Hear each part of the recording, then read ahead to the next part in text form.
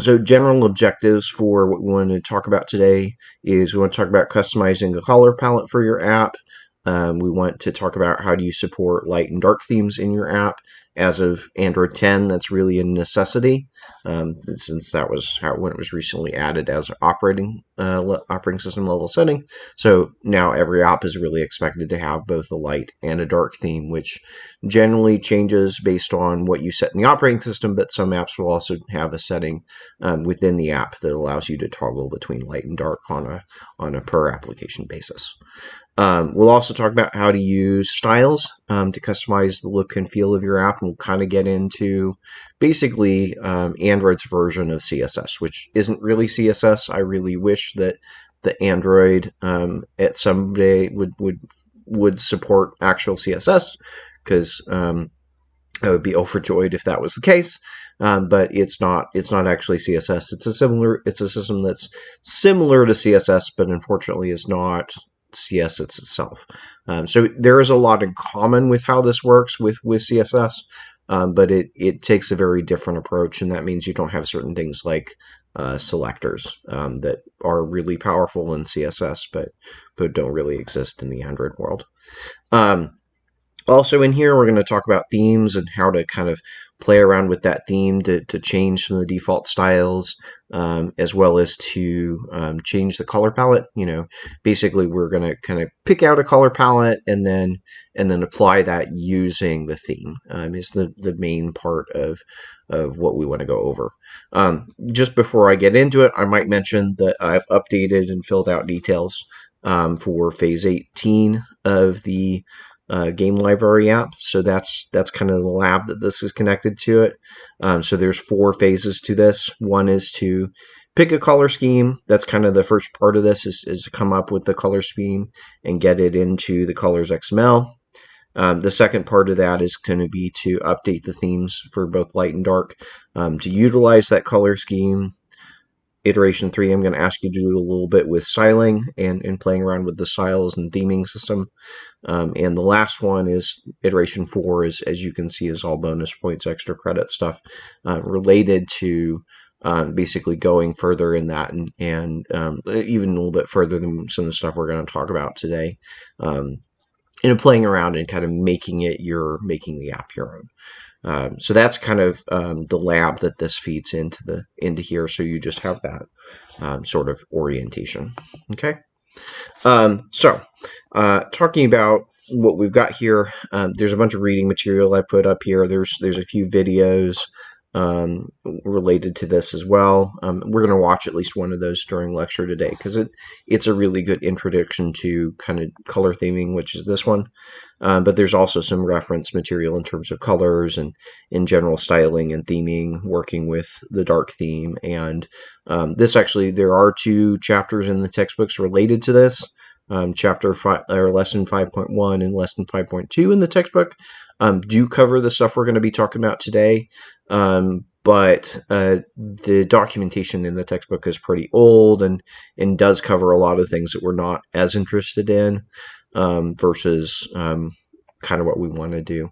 Part of what's shifted is in the last 2 years, there's been some really big changes in terms of how we think about working with colors and working with styles and working with themes.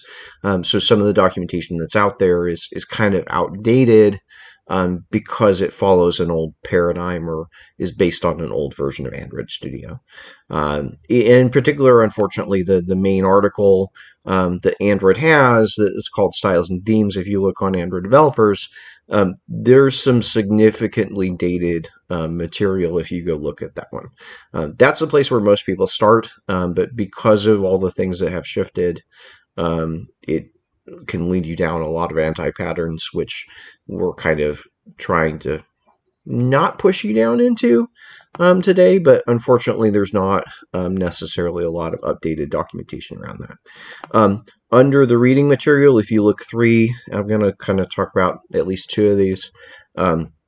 Android styling themes. These are a set of 3 articles that are posted on Medium. actually, and they're actually linked at the bottom of the official guide.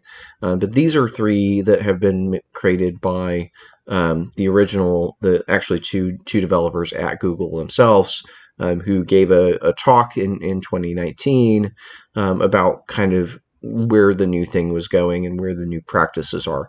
So these are probably the most updated information that you can find, is these three Android styling articles. That quick series is kind of uh, the most up-to-date thing, and if you want to find out the reason behind it, I would check out this article, Developing Themes with Style, from Android Dev Summit 2019. That's the same two that wrote these three articles, and kind of giving the background of why some things are shifting, and what the new practices are. So there's a lot of reading material out there. There's a lot of stuff out there related to this that you can check out and dive in further. So to kind of give you a broad overview of the world of theming in Android, there's basically three primary components that go into making a theme with Android. You talk about your colors, your color palette, which is the main thing we'll focus on. There's also typography is an important part when you're trying to theme your app, and so thinking about the fonts, the font faces that you use, and bold, italics, etc., and the font sizes, etc. So there's a lot in that in terms of following a certain typography standards that exist as well. And the third part of that is then shapes. And so that oftentimes figures anything you have something that might quote unquote be square, like buttons or floating action buttons, the top app bar, and various other cards, etc., other various parts of your UI. You can actually customize those shapes and make them more interesting and maybe more unique for your app. A lot of that comes down to just changing colors. Corners. There's a lot you can do with just changing how the corners look. You're able to change the radius of those corners, but you can also make them angled as well, and you can do all four of those corners independently. So a lot of that, the shaping is really just changing the four corners of different views to give them a slightly more maybe unique shape that kind of reflects the brand and kind of style of your app. So those are the main components, but we're really going to be talking about colors as our main focus today. There's some really good pair of articles over on the Material Design Guidelines, which is kind of Android's main sort of paradigm for working and writing with writing Android apps and styling Android apps. It really comes down to material design, and so material design is baked into anytime you start a brand new Android project, and so we've already got some of the material design stuff going without even having done anything. So that's part of the reason that you'll want to refer to those documentation pretty heavily if you want to get deeper into this. So there's an overview of kind of what this means to design your app and how to theme it, as well as another article that goes into more specifics of how you might implement your theme. I'm not going to look at those two here, those two articles, but I would really, really recommend that you do read them because they are going to give you some good thoughts and way to think about, how do you want to design your app and style it. Okay, so that's it. To give you a quick overview of another sort of concept, one of the things I've mentioned here is sort of this idea of material design. Material design is kind of the norm and the convention with most Android apps, but it's not by any sense is it the only style that you can follow. There are a lot of design styles that are out there that are used by different apps and different websites, and so it really depends on what you're kind of trying to go to achieve. Material design actually, in terms of material, is a baseline. It actually can implement all different kinds of styles. It doesn't have to be strictly material. It's really just a framework and a lot of components and widgets and theming and styles that you can actually use to implement a whole bunch of different styles. So the main one that you're going to see and what our apps are out of the box is fits into this sort of material design sort of look and feel. So if you go look on Google and look up material design, you're going to see some examples of what that looks like. So you can see kind of over here, it's got these sort of styles and look. So there's some things that are elevated. Part of the point with material is, at least in theory, to make things kind of look like a real world object. So use elevation and shadow to reflect those things. But other than that, it's pretty darn simple. There are usually not a lot of colors there's not necessarily a lot of colors with material. You can go overboard with it, but it's pretty common that you're just using black, white, a primary, and the secondary color, and usually trying to stick to that palette. But you can go much further on with it as you kind of play around with it, right? So this is kind of what material design is going to kind of look like if you're going for something that's a material theme. So you can look at that on Google and see some examples of kind of what that looks like. Another common design pattern that you'll see, again, these apply both to the web as well as apps, is sometimes you'll see more flat design, which is kind of the thing here you see here on the left, right? There's no depth to it. It actually feels flat. In some ways, flat is very similar and sometimes indistinguishable from material. They're both pretty close. The difference being material often has more shadows here than flat would have less shadows. It's more simple. But both of these do get used, and you will see those around. So that's another direction you can go. Another common design pattern that I see a lot more people kind of choosing and approaching on the web is this sort of glass effect, where you have things that are kind of partially transparent, that you can kind of see things through. It is possible to do that on Android, and it is possible to change and work with the material design components and all that to get it into this glass look. You can totally do that. That's outside the scope of what I'm going to talk about, but it's worth mentioning that the Android can do that and can get to those sides if you're trying to do some sort of glass effects. You just have to play more with transparencies, and you'll notice that the shaping, that a lot of these corners are more rounded than they might normally be in Android, but you can do a lot of those things. So that's another sort of style that people go for. Material, is not limited. The principles that we're going to talk about today are not limited to strictly just material. Flat material and glass are all things you can do.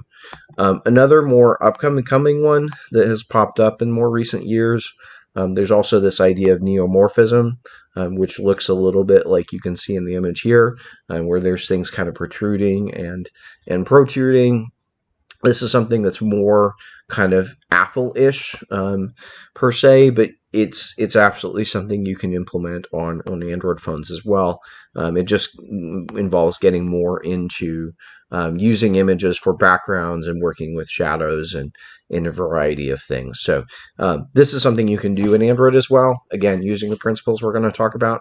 So one of the things to kind of just keep in mind here with these different styles is that what I'm going to set you up and start talking about looks kind of very generic, right? And you might be concerned from there that, oh, well, if Android apps are limited to only looking a certain way, and that's not really true. It just requires a little bit more work to get to some of these other styles. There's no reason you can't, but there's also not a case where I can just, like with web development, I can usually say, hey, here's a bootstrap theme that gives me neomorphism, and now I've got neomorphism. Or let me get a glass sort of bootstrap theme, and now I've got glass.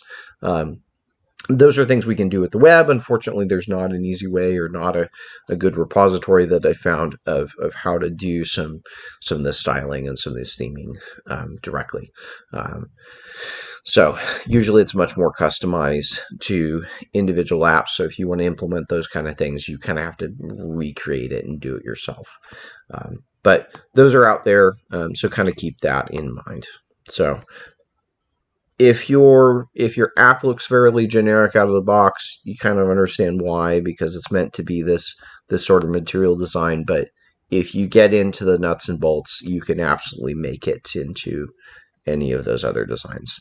I've also linked an article here, which I'll let you look at your own leisure, that talks about some of the trends and innovations and stuff that's currently going on with web design.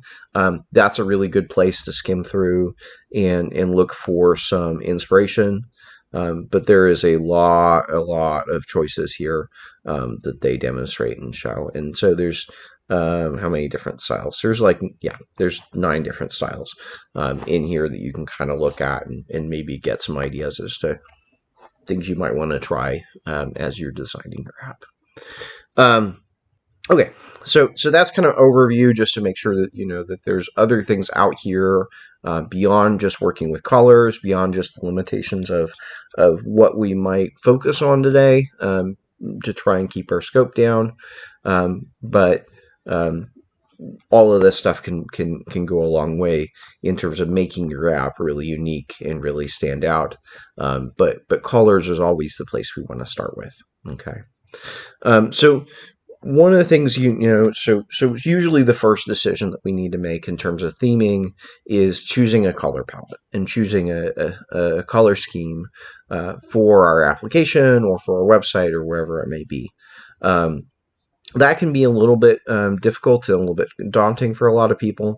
There are a lot of tools out there. For instance, a really common tool that I'll use and play around with for web design, and you can use this really for anything. You can use it. I've seen people use it for games in addition to websites, and I've also seen people use it for apps. You can really use it for anything. But the color picker from Adobe does give you a valuable way to do this. And part of the way I usually do this is I start with, say, something like complementary, and I might pick, hey, I want green as my main. It will give me a few shades of green, which I can kind of tweak and work around, and it'll give me then 2 complementary colors on the other side that are going to work well together. And so I can quickly use a tool like this to get a color palette that has kind of 5 different colors to work with. The problem is then, kind of how do you utilize this? Where do you apply those colors? And so there's more to it than just, okay, well, first of all, how do I get to what are the colors are? Why might I want to do, there's a lot of options here, right? We've got a whole lot of options here on the right in terms of color.adobe.com of different palettes and different ways of choosing that palette. And we're also in the end ending up with 5 colors. And that actually can be quite a bit in terms of figuring out how and where to put those things. So what I want to do is take a look at this video that I had found the other day, and I kind of already watched through it, but it does a really good job talking about the whys and whats of colors and the color design that goes into it. He's talking about web design in this video, I'll mention.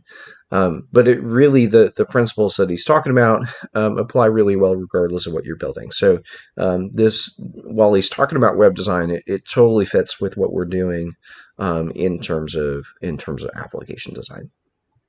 So he does a really good job of kind of explaining some of the principles and the whys and the hows. Okay.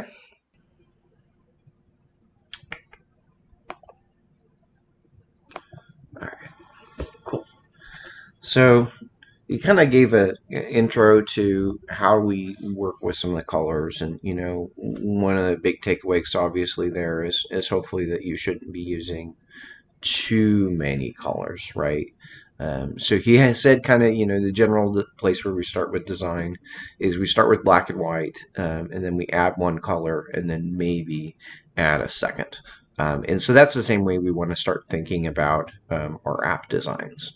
Hopefully, primarily, you've been working through the semester in mostly black and white, not trying to bring in too many colors, although you probably have a primary color appearing for buttons and floating action buttons and such. But that's part of where we want to think about it that way.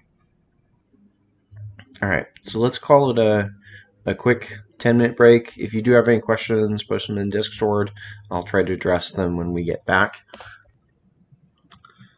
So I'm going to jump back to my slides here. All right. Okay. So we kind of started talking about, and played that video. We kind of started talking about, why do we pick those colors? How do we pick colors, and how are we going to put those together? The main guiding point is to really start with, picking a primary color that you're going to use for highlights and in various different places throughout your app, and that may be oftentimes from your brand, your company logo, things like that, or it could be from some prominent artwork or other things that are used in your application. From there, we also want to usually pick a kind of complementary color to be our kind of secondary. We're also going to use that to kind of contrast with the original color. Let's jump into the material design guidelines and kind of talk about their view on the colors and the color system and how we use all that. This is the first. There's a series of articles on the material design guidelines, and this is over here under the color section. So there's quite a bit of different things in terms of material design you can look at, but there's a series of articles on color. I've linked all of them here. The color system, applying color to UI, color usage, text legibility, and the dark theme. But I think I'm really going to focus on just the first one, and I'll let you kind of read through the rest and review, because there's a lot of useful information in here about different things you want to pay attention to as you're applying colors and working with colors in terms of Android. There's also a lot of really great examples. So we're going to focus here and kind of get an intro to what this is. So in terms of usage and palettes, I'm going to jump down here.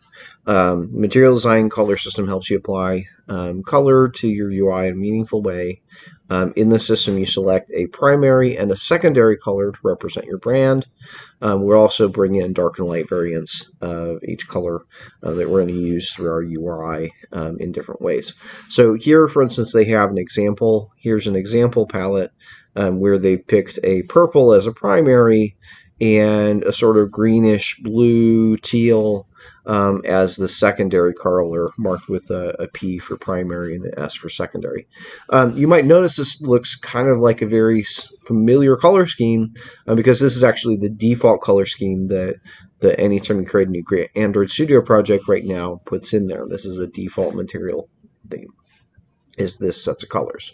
So you can see the primary color is this purple. It's kind of a shade in the middle, but you can also see that there are darker and lighter shades of that as well. Same thing with the secondary colors, that you can see there's a variety of shades. And so they kind of organize this and give these different shades different names or numbers. So 900 being kind of the darker side, 100 being on the lighter side, and kind of numbers stepping every 100 kind of in the middle. So this is where you'll see kind of some of the shading. Is we kind of start thinking with, this is a green, and then ranging from 100 to 900, and we'll kind of play around with those different shades as makes sense in the application. So in here you can kind of see again the primary and the secondary, and then light and dark variants within those ranges. So some general principles in terms of applying and using color is we want to use it in a hierarchical way. So indicate kind of which elements are interactive and which ones are not. So in generally elements that are not interactive should not be highlighted.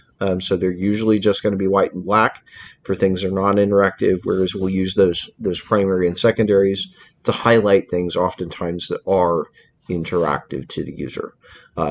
Or other ways we just need to highlight it.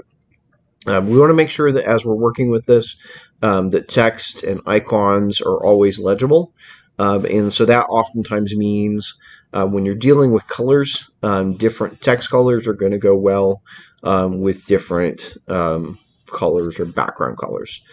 So for instance, even the color palette you see, you'll kind of see the primary color here, this P. That P is white, and this S is black. Well, that's because this color is so light. If we were to use a white there, the white would really wash out. So oftentimes if we're using a light background, we'll have dark lettering, and if we have a darker background, then we'll use a white lettering. So within these shades, you're kind of going to swap between usually black, strictly black text and white text based on what is most legible. And so you can kind of see that on the outside here where they've overlapped, and here it's black, and outside of it it might be white or things like that. So oftentimes we want to tie the color of the text to the color of the background that it's on top of, so that we get better legibility, both for our text and for our icons. So that's part of this as well.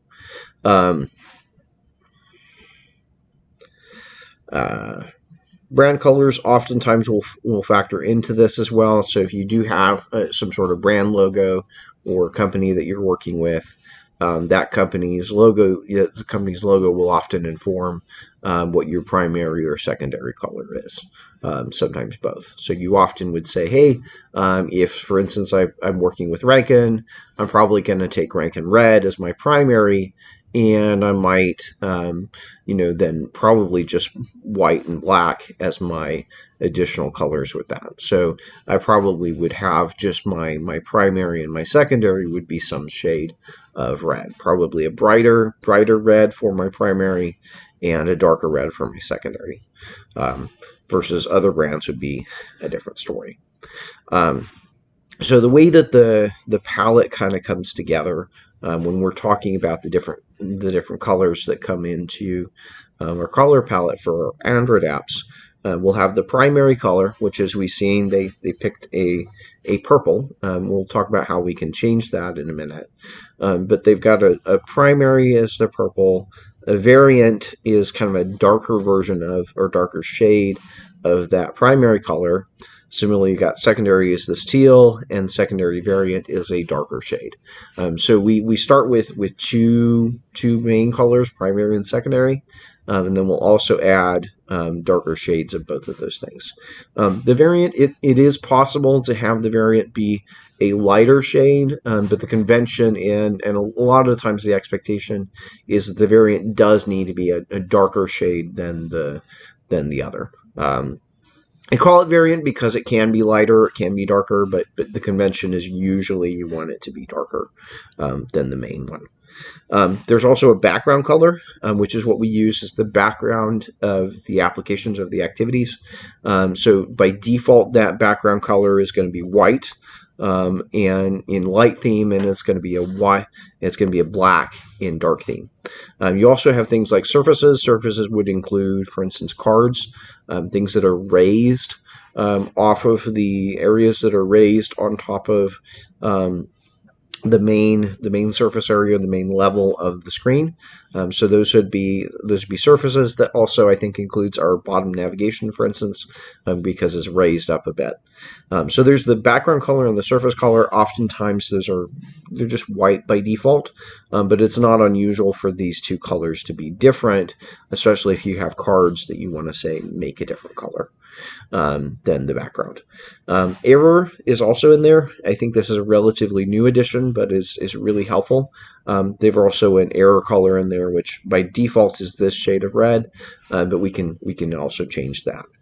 So those make up kind of the main set of colors there that we've got, is those 7 colors, or those 7 things, in addition to kind of white and black, is kind of our starting point. And those are used in a lot of different places throughout Android and Material as the default colors. Also in here we've got on primary, on secondary, on background, on surface, and on error. These are all colors that are used kind of on top of the colors that are specified there. And so they're specifically picked. All of these colors, these 5 colors down here, are chosen so that they stand out well against the color that they're going to be on top of. So on primary, what goes best with primary is a white. So that's what we're going to put there. Versus the secondary colors is much brighter. So what works better for text there would be black. The background's white, so we would pick a black color, vice versa. If we're in dark theme, then these two things would flip, and we would have a black background and white text. Similar with the surface, right? So on surface represents what's the color of the text that appears on top of the surface. On air, same idea. Here we're going to say, okay, well, with this particular shade of red, which is relatively dark, a white would go best, so we're going to make that white. So that's kind of the whole color palette that we're going to work with and be kind of playing around with those different colors.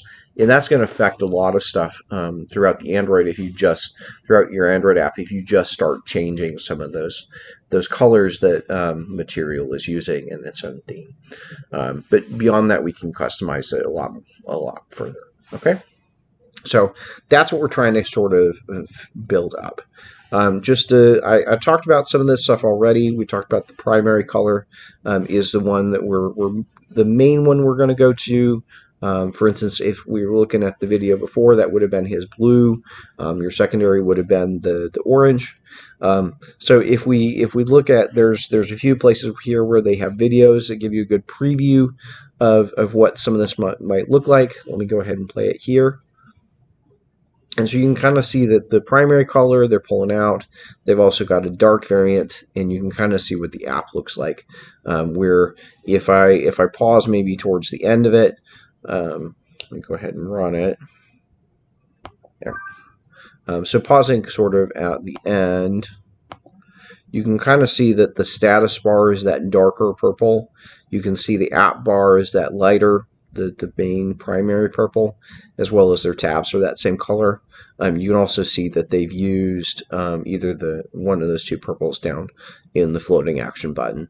The text, all the text that's appearing on top of this app bar, you can see that that's white, so that's the color on primary, because white goes good with that particular primary color. Same thing with the fact that is white there, the icon on the fan. So if I go down further here, here's another example that we have. Here they're kind of using more of an analogous color palette. So the secondary, what you're seeing is this purple. It's kind of relatively in just hues of this purple. So they're using the primary that sits here.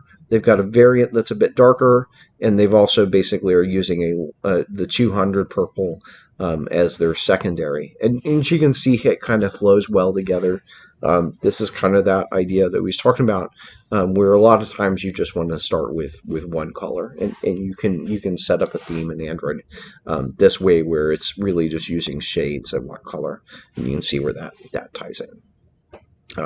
So talking about the secondary color, like it is here, can sometimes just be a shade of your primary color, but usually what we're going to use is a more complementary color, such as what we have here. So we've got the purple, we've got the teal, we've also got a darker shade in there that you can see. And so you can see the difference being, really the only difference from the previous one is that they've used the secondary down here for that teal down for the floating action button to make it pop out more. But that's half a dozen one way or the other. This looks perfectly fine having a shade here, this lighter shade of purple, just as well as this one works as well. So there's a bunch of different ways to sort of approach that. So talking a little bit about the surface and the background colors and the air colors, there's some examples here which kind of go into that. So you can see the background color is what applies to the actual background of the app. That's what's actually behind the activity, okay? Versus the surface color, this is that color of the card that's appearing here. So oftentimes, out of the box, they're both white, but oftentimes you might want to change the color of cards to give them more offset. You can see this one on this particular card, they've changed that surface color to a red to make that card pop out more. Now in there you can see that there's an error color that is out of the box. It's going to be this shade of red. But again, that's going to be something we can customize. So you can kind of see where those colors fit in. In terms of sort of working with typography and icons, generally both any icons that we show and any text we're showing, the convention in Android is that they should always be either white or always black. And rarely do we want to use any colors other than strictly white and black for both text and icons. The reason for that is it gives the best legibility to both the text and the icons, to have them as far separated from the color that they're on top of as possible. So you can see in here, for instance, we've got a few different of these on colors. On is what is the color that you're going to use on top of it. So like on primary here is this white, because that pops against the purple. For the secondary, we've got this teal, so we're using a black for on secondary. For background, well, the background's white, so we're using a black on background. So that's kind of like your normal text color is the on background. On surface is the color that's appearing on top of the cards. So all of these cards, and you can even see the little bars here, as well as that line. Those are all appearing in black because they're on a white surface. In terms of the error, you can see that the error text now is white because it's on this red. So you have all of these sort of usually colors that we use as backgrounds, in addition to colors that we use oftentimes as text and whatnot that appears on top of it. So that's the kind of overall look of that. Anytime you're looking at some of these swatches, you might notice as this goes through that check mark is going to change. So at the beginning on the left side of it, we have a white check mark. As it moves further over, they're going to go into a black check mark. What the color of that check mark is indicating is what text color is going to be most visible against that particular background color. So you can see going up to around 400, white is the one that's going to look best. When we skip over to 300 and going on, it's going to be more legible if we switch over to a black text color. That's not something that the Android system unfortunately automatically figures out for us. So it's one thing we have to just kind of hard code and prepare for, is to change it to black and white depending on what we're using as the background. And you can kind of see here, for example, what this looks like. Here they've got text down at the bottom. So this is a 400 purple that they're using, and you can see that there's a white against that because that's more legible. This graph gives a less animated view of that. You can kind of see the white check marks over here. They look great, and then at some point this switches over. Now, it's not always at the 400, 300 point. This really depends on what particular hue or color you're working with. But the generator that we'll show you at kind of at the bottom of this page, at the end of this, will help you kind of figure out, which one should you use depending on the color that you're working with. Okay. Alternate colors. We also oftentimes, for modern Android apps, all modern Android apps have to have both a light theme and a dark theme, and that's, again, usually based on an operating system setting. And so we may have alternate color schemes. So here we have a color scheme for the light theme, and then we have a different color scheme that we may use for the dark theme. And so we've got both of those two color schemes to create. Okay. Some apps, if you want to get really fancy, might have more than one color theme. So this example app that they've called OWL actually has 3 different color schemes going on. Some of the color schemes are primarily a yellow-based background. Other ones are a blue background, or this one is a white background with kind of purple highlights. So we've got, kind of some apps, if you want to get more detailed, you might use more than one theme based on what part of the application you're in. That's not something I want you to do for this exercise, but it's something that's out there that you can do, where your app can sometimes have more than one theme based on what portion of the app it's in. Another thing that happens sometimes is, and comes up in a few examples, is you might have a free version of your app and a pro version of your app, and those two versions might have different color schemes, or you might be in pro features and pro features get a different color scheme. Those are other things you might see where there's more than one theme. So I'm going to kind of skip over that. Another thing to mention here, data visualization. Sometimes this is more than what we're doing, but sometimes you may have more colors going on. So for instance, here they have kind of greens for this section, yellows and reds here, and purples and blues for this section. So there's a bunch of different ways that you can work through that. So what I want to talk about now is the tools that we can use to pick those colors. You can use color.adobe.com. That works for anything. But really what I want to do here is I want to use this set of tools that are at the bottom of this page. So hopefully you're kind of looking at, and hopefully you have this open. You're going to want to scroll all the way down to the bottom of the page I'm looking at, and I'm going to link this in Discord to make sure everybody's looking at it. But down here you'll find, at the bottom of this page, you'll find the color palette generator, which is a really, really helpful tool for kickstarting the process of coming up with your own palette. So I'm going to kind of walk through that and how to use that tool. It's also worth mentioning there's also a bunch of color swatches down here that they've generated. So you've got reds, you've got pinks and purples, etc. So another way that you can do some of this color selection as well is using these swatches is also one way that you can come up with the palette. But I'm going to focus on how to use the tool, and maybe through using the tool you'll kind of understand where the swatches might fit in as well. So the first thing we want to do when coming up with a palette is remember that we've got black and white in there. Our theme will always incorporate black and white because we're using that for text and icons. But we need to start with a primary color. Okay, now the primary color, if you have brand logo, I would pull it from that brand logo. Since we don't have that, since we're building a lab and we don't have a logo, what I want you to do is just go and pick your favorite color. So over on the right, there's a series of knobs and dials which will allow you to select your primary color, and that's where we're going to start. So the first place you want to start is actually with this hue slider, and go through and select your favorite color that way.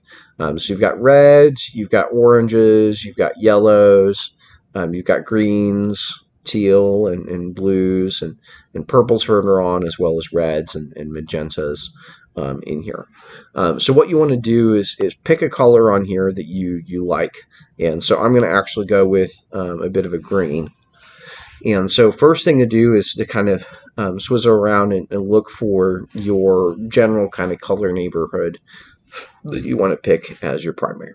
So I'll have you do that now and kind of take note of that. So you want to pick one of those colors. I'm going to pick green. Once you get to that color, you can also move this knob around a little bit, but I'm going to kind of leave that one alone. I'm going to leave it back up here.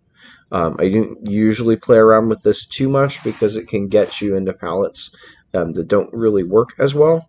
What you do want to do though is once you've got in this neighborhood, you've got the right hue, you want to kind of adjust the shade until it's in your liking. So what I would do is pick from some of the shades that pop up there. And usually you want to make sure that whatever shade you're picking is somewhere towards the middle. The middle kind of 3 or 4 options here are generally good places for a primary color.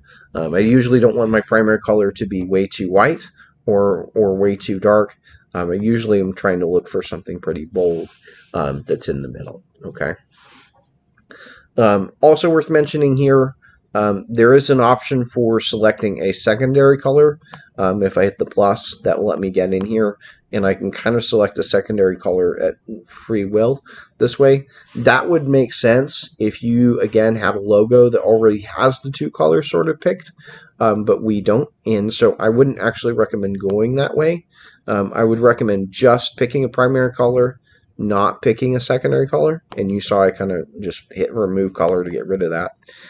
So I'm going to just pick a primary color, and then what I'll do is that I'm going to use this complementary color. So what I'm looking for is what my primary color is and my complementary color. That's really all I need out of here. And so I'm not going to worry about what's listed below, which is analogous and triadic. I'm not going to get into that because usually this is all you need. So for instance, just to look at another color set, if I was going over more of a blue or purple, you can see that as a complementary, it would give me more of this sort of greenish yellow sort of look. Or if I were to go over to more of an orange, then it would suggest a blue as being a good complementary. So that's what you want to kind of pick is start by just picking something from this slider and then looking at what it gives you. Okay. So as I'm looking here, you can see the circle. This is the primary. This circle will be the secondary under complementary. And then these different colors ranging from 900 to 100. I'm going to ignore the 50s because they're really too light oftentimes for use. And so just say 100 to 900. As you hover over these different numbers, you'll see that it's going to pop up the hex code that goes with that particular shade. So one of the things that we want to do is actually, once we've selected that primary and secondary, primary complementary, we'll want to write down what all of those shades are and what numbers go with them. So for instance, with the lab, that's kind of what I asked you to start here, is to pick that primary, secondary, take a note of what the primary and the complementary is. You're going to give that a name. So for instance, this for me that'd be green and it'd be magenta, and then what specific shade that is. So for instance, if I'm looking at this, when I did this was 400 and 500. I think if I'm looking at here, yeah, again, it's 400 and 500 is what it gives me as those two shades. I also want to write down what the hex codes are that go with those. So there. And then before I go too much further, I actually do want to take a note of all of the shades that are here, 900, 100, 900, 100 on the complementary, write those down because I'm going to end up putting those into my code.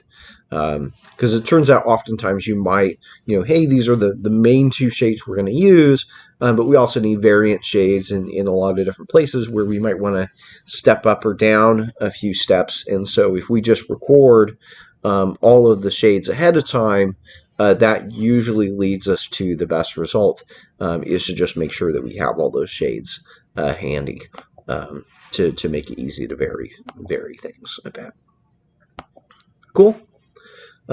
Any questions right now on picking your palette? Does that make sense using this tool? Yeah, that makes sense. You want us to follow this for the app, or you want us to follow this for just that paper? What do you mean for just the paper? What do you mean? Well, you have that section at the bottom. This? Yeah, you want us to fill that out, but does that mean we're using only this for the app, or you mentioned a whole bunch of other different designs? Are we only doing material design?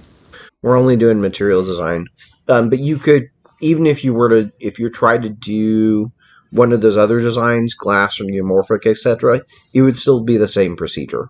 It would still be the same procedure where you need the primary and the complementary. But for things like glass, you would have more transparency.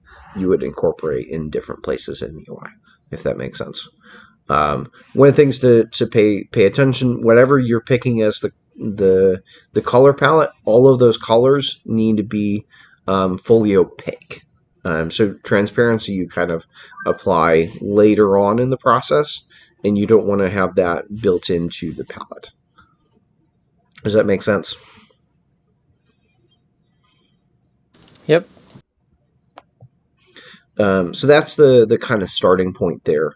Other colors that you might notice you might need along that way, we kind of mentioned that there's a background color. We mentioned that there is an error color. There's a surface color. So one of the other things you want to make note of is to pick a red or potentially a few shades of red, to just so you can do trial and error. As far as what shade works, you also might find that one shade of red works for a dark theme. You might need a different shade of red for your light theme. So that's part of why I say you might want to, you might be able to find a shade of red that works for both dark and light. But I would go ahead and take a note of those. You can either do that by using the red slider here and do it through this tool, or what I did, I just went down to the red color palette here, and I looked at, oh, well, 500's right in the midpoint. I'll take that. And then I'll also take the ones that are 2 steps away.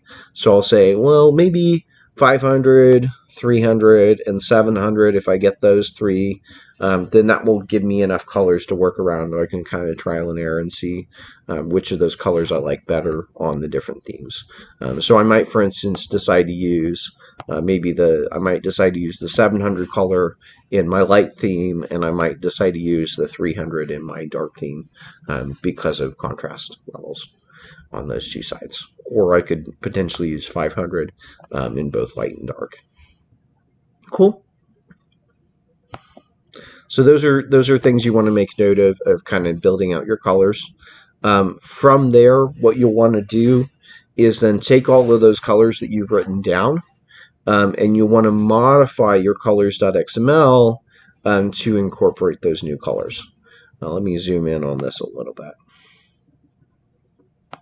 Maybe 125. So we've already added some colors, or there's some colors that are built into colors XML. So one of the first things you'll want to do is comment out all of the colors that you already have, because there's the color palette built in. The reason we want to comment it out is we want to ideally not be using any of the colors that were previously put in there and generated when we started the application. So we're going to comment those out. You might find that at least temporarily, to get things working, you might need to bring in 1 or 2 of those colors. But the ideal standpoint is that we want to get rid of all of those. From there, you want to go through. You see, I kind of have a section for primary colors. I want to add all of those, and so you'll notice I've named them like green 900, green 800, green 700, green 600, etc., all the way down to green 100, because my primary color that I picked was green.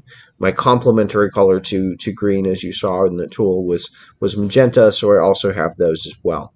So I have 10 different shades of green. I also have 10 different shades of magenta that let me work with that. In addition to that, I've picked these 3 shades of reds that I can utilize. And you're always going to have straight black and white should also be in here in your color palette as well. So those should always be verbatim, straight white, straight black. It's also worth mentioning, so this is the tool down here. I would recommend you use this version of the tool that's at the bottom of this page. There is a link down here called View and Color Tool that will take you to this other tool over here, which does give you sort of a preview of what things look like. This tool is older. I would not recommend doing this. This tool is kind of lined up with the old way that we used to do colors and color palettes. So this is not the tool I would recommend using. I would recommend using this tool instead. One of the things that this does have, though, is the way that you do the color selection is a little bit different, but it will tell you on the accessibility side, give you some more maybe feedback of why about text colors and such here as well. But this is kind of the older version of this tool that exists. And so one of the ways we used to do this, we used to actually go through here and set it up and hit the export button to get an XML file. When we did that, that would give us a file like this. We've got primary color, light color, dark color, etc. This kind of setup. Part of the problem with doing this is that it led us into a place where it doesn't really work well with both light and dark theme versus the approach that I'm asking for you to do here, works a lot better, so that it works both in light and dark. So that was kind of the old play to do it. The new way is to do the color palette sort of manually here. Unfortunately, that does require a little bit more typing than the old way did, where you could just export it. But it does work a lot better, and so that's the way that I recommend doing it going forward.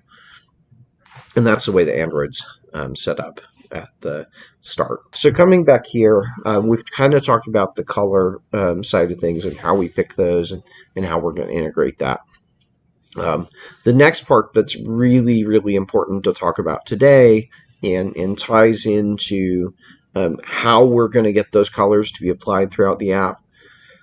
Because one of the things I don't want to do is I don't want to be going through the entire app and saying, hey, here's the text color, here's the background hint, etc.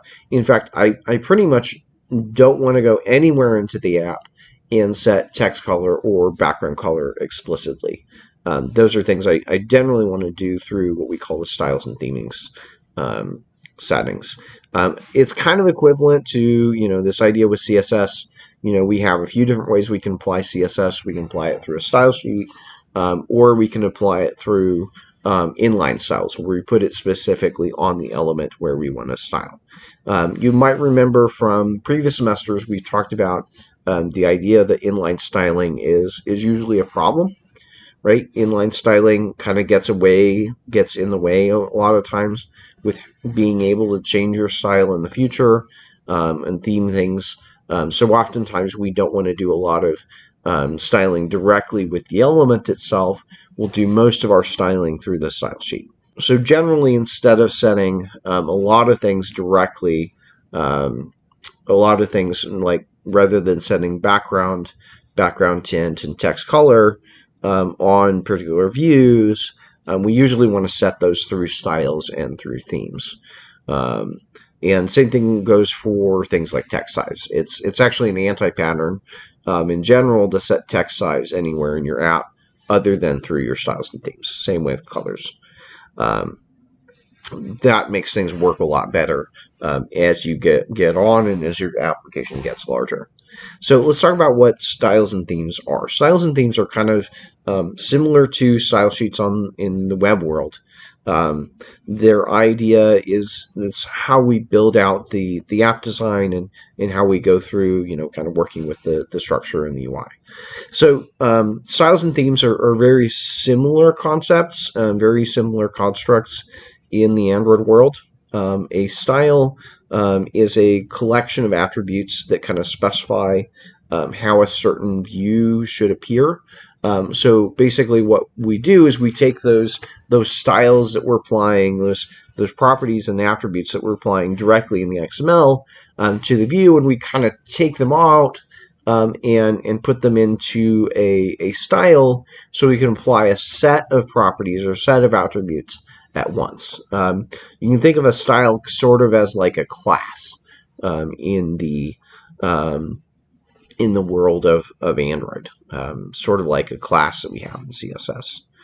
So a style can specify a bunch of different attributes, such as the font color, the font size, background color, as much as we need to be in that style. On the other hand, a theme is a collection of attributes that are not just applied to a single view, they're applied to the entire app or an entire activity, or sometimes they're applied to part of the view hierarchy, such as specifically a view group. So that might be a layout manager, that might be a layout like linear layout or constraint layout, and everything underneath it, or it might be that it's styling an entire recycler view, things like that.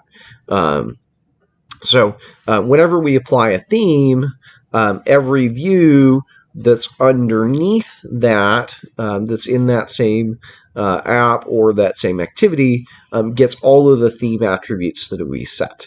In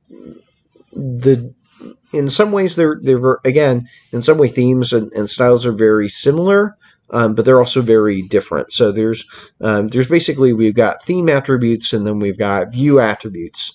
And the view attributes are what we set through styles versus the theme attributes are kind of what we set through themes.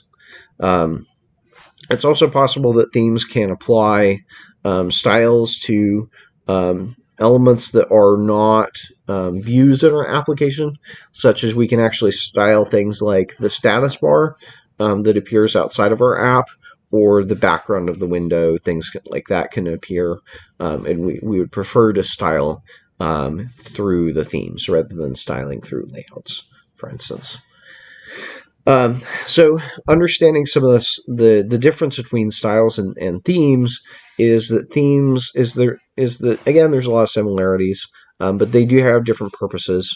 They're both structured as sets of key value pairs. So we match certain attributes such as text color or background tint or stroke color or other attributes like that, text size, etc. We'll map those to particular values. And so a style is going to be used and specify attributes for a particular type of view in general.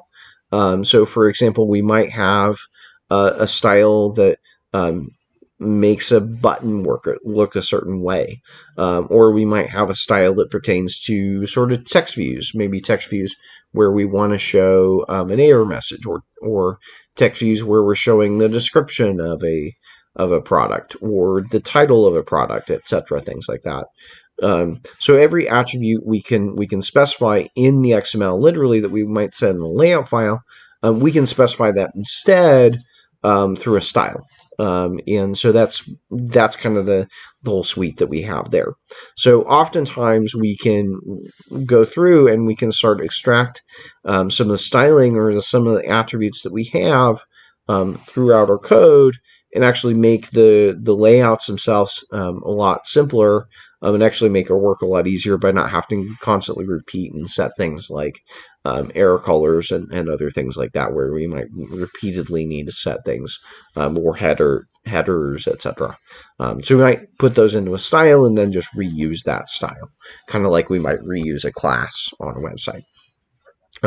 A theme, on the other hand, defines a set of named properties, which are then referenced throughout different styles and layouts and the manifest in a lot of different places, where we say, okay, here are this theme kind of applies application wide or activity wide, and then all of the things within there are styled based on the settings in those themes.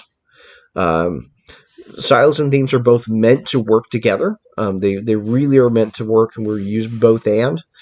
So, for example, we might set things as far as a button might have a background color or background tint of color primary, or another part of the UI might use color secondary, but the actual definitions of what those colors are actually occur in the theme. And also then when we're putting the device in night mode, so, if we're in, whether we're in dark mode or light mode, we're going to maybe change the theme. And that also means we can then have the light theme have certain primary and secondary colors, and the dark theme might have different primary and secondary colors. Because they're relying on the setting in the theme, rather than maybe the style is explicitly setting colors. They rely on properties that are in the theme. So the old way of doing things involved a lot of changing styles, and maybe say, oh, we'll use this style at this screen size, or we'll use this style in dark mode, and we'll use this style in light mode. Oftentimes now we're just writing a style once and then just swapping out properties in the theme to change how that appears. So we have the kind of modern way of doing it. If you do a lot of work well with theme, then you have a lot less to do with styles. So let's talk about creating a very simple style. Okay, now styles are typically going to go into your project resources files. So they're typically going to be located under res values stylus.xml. It used to be that when you created a new project in Android Studio, that would create this styles XML for you, but that's not true anymore. It doesn't create this styles XML. So you actually do need to create your own styles XML file in general. Once you've created that file, what you're going to do for each style you want to create, there's kind of two steps you need, a two-step process that you want to follow. First step is that you start by adding a style element that has a sort of a unique name that identifies that style resource. And then within that style, we'll add item elements for every attribute that we want to specify. So for example, here's a really simple style we have. We call it green. The style is called green text. So this is located in styles XML. And within there, I've got a single item tag that says wherever I apply this style, the text color should become green. So if I apply green text to, say, this text view with the style attribute, so the way I refer to this is @style and then the name of the style, that's going to now make that text view have a green text color. It's worth mentioning that this only works as long as you don't override it with a where you don't specify the text color down on the text view. If the text view also has text color here, that will override whatever in the style. So I need to make sure that I'm not setting those things in the text view if I want the style to apply. Okay? Kind of like inline styles and override classes. So this is kind of the equivalent in CSS of saying that this text view has the class of green text. Once we're creating these styles, so every attribute that I set up here is going to be applied here. If the view accepts it, if it's not a style, if it's not an attribute that particular view has, it will just ignore it. So if I try to set an input type, and input type only works on edit text, it's just going to ignore that on the text view, but it would pay attention to that on an edit text. Also worth mentioning, if the view, and I kind of mentioned this already, if it does specify text color down on this text view, that's going to override whatever there. So just like inline styling in classes. Oftentimes, when we're working with widgets that we want to customize, we may need to extend and customize an existing style. So one of the things that we can do here is we can make styles that are children or subclasses, basically of existing styles. So for instance, if I want to make a button style, I could say, hey, let's create this red button style. It has a parent of button, which means it's going to inherit all of the styling that already comes from material buttons, which is what I have here, widget material components button. That refers to the material type buttons, which is actually what all of ours currently are. And it's going to give them some additional styling. So start with them looking like buttons, but then I'm also going to change their background tint to red and their text color to white. So wherever I apply this style, those buttons are going to be red instead of their default color, which normally our buttons are going to take on whatever our primary color is, which is normally purple. But once we get into changing those, you saw, for instance, I picked a primary color of green. That would have changed those over to that green. So I can create these styles for other variants that I might want to have of how those buttons look. So red buttons, or I might have primary buttons, secondary buttons. I might have arrow buttons, other different variants of different colors and flavors of those buttons. I could also get into, in addition to colors, I could also look at buttons that have different font sizes that are bigger buttons. I might also have smaller buttons. I might have buttons that take on a different shape. They might be rounded buttons. They might be square buttons. They might have notched or rectangular corners. So there's a lot of different styling that I might want to do if I have different kinds of buttons that appear within the app. So I can create styles for each of those. And so oftentimes you might find you need to extend an existing style there. Another way that we can do this inheritance is if we just name it with dot notation. Dot notation inherently does inheritance. So here I've got a class or style called retButton.large. So it is subclassing or inheriting from this red button style up here implicit in its annotation. So it's going to be a button with color background red, text color white. But in addition to that, I'm also setting the size of the text to 22SP and the padding to ATP. So this is going to end up with a button that is both red and is also larger than the other ones.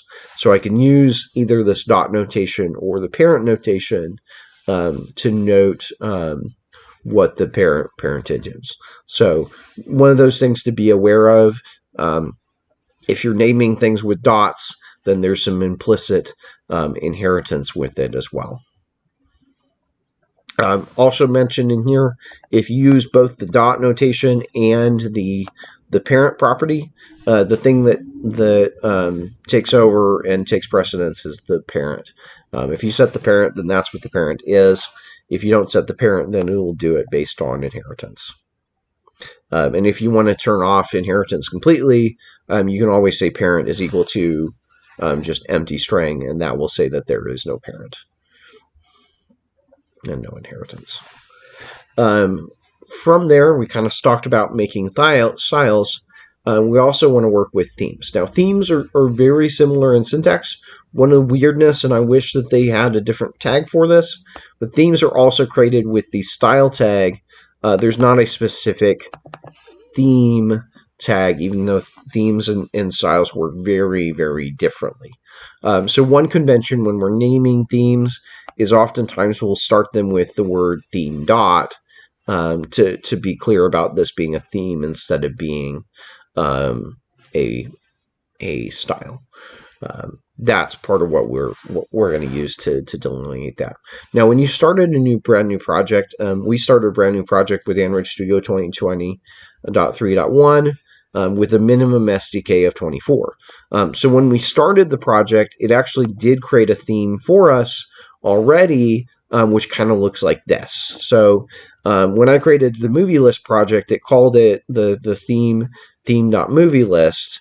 And the parent is theme.materialcomponents.daynight.dark action bar. So this is our base theme, is this material theme.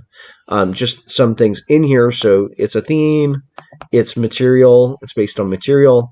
Day night means that it changes dynamically with the night and the light and dark settings in the Android operating system. And dark action bar basically says by default that the action bar is a dark colored. If you change any of those things, you can get different behaviors. There's actually a few different other variations of this baseline, but that's what you're going to be starting with as your base theme. In there's a few things that are already set. So for instance, you can see that the primary color's already been set to purple. Primary variant is a darker purple. You can see purple 500, purple 700.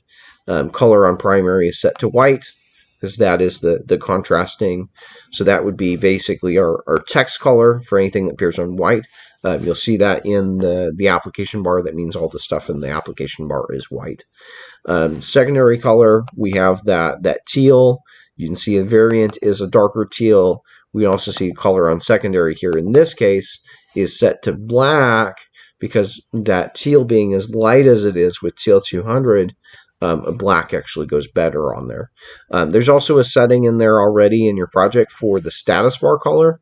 And so by default, it sets the status bar color to be this darker purple. So you can kind of see some delineation between the status bar and the application bar at the top of the screen. There's also a space down at the bottom of that theme to start adding in all of your own properties that you might want to set additional things and configure different things with the theme. So this is what you start as a baseline with a brand new Android Studio project. So you should already have this if you're looking at this project. Any questions right now with that starting theme?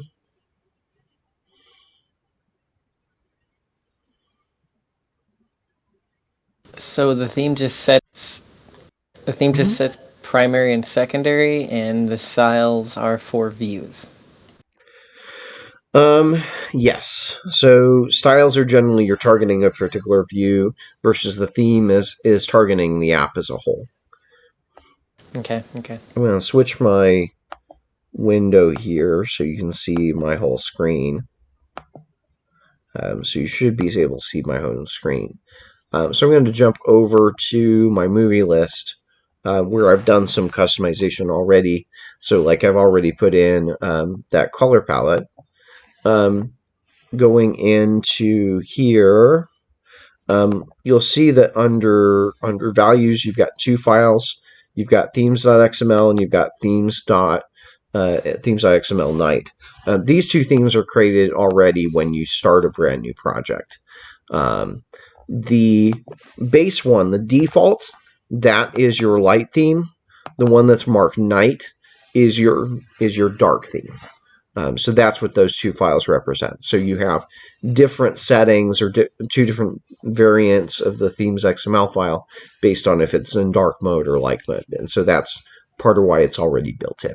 So kind of like we saw with other things where it changes which strings XML it's using based on the language, or we change which dimens that happens based on how wide the screen is. There's a configuration change that happens here as well if you switch between dark and light themes.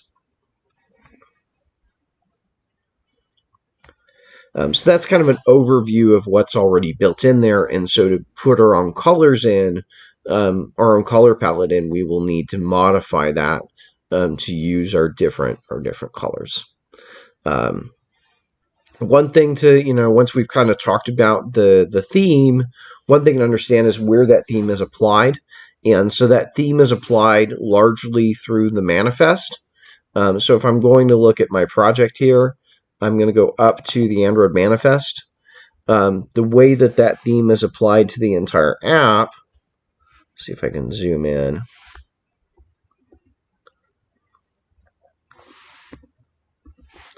And it's not, why is it not letting me? Control plus the scroll wheel, right? Yeah. Oh, there it goes. Was not responding when I was trying to do that. Okay. So up in here, you can see on there the application tag. You can see that we've already set the theme property. So that theme is being set to theme.movielist. So this says that the entire application is going to use that theme that got generated when we created the application. So that's what tells it to use that theme, is this one line here. You can also add a theme attribute to individual activities. So for instance, if I wanted the theme to be different for the login screen, I could go down here, theme, and change it to another theme. So if I had, for instance, a different variant that I might want to use for that screen, I can set a different theme there. So you can both set it as far as a theme on the application that will affect all of the activities, or you can set it on a particular activity and that will affect just that one activity. So that's the most common way that you're going to set the theme, is either on an application level or an activity level. Cool? And if you set a theme on an activity and on the application, it'll be like inline versus. Yeah, it'd be the closest one, right? Okay, that's So what the I more thought. specific. So if you set it on the activity and the theme, then the activity is more specific, so that activity would be less. So oftentimes what you might do is always set one on, I always set one on the application, and that's my default. And then maybe I have one or two screens which need a slightly different theme, and so for those I would put a different theme on the activity. But for this exercise, all I'm asking for you is to keep the one theme that's for all of your activities.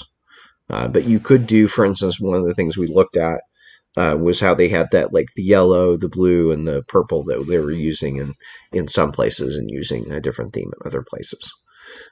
So that's possible that you can vary the theme from screen to screen. Another thing that's more common now than it used to be is that you can also apply themes in the layout files themselves.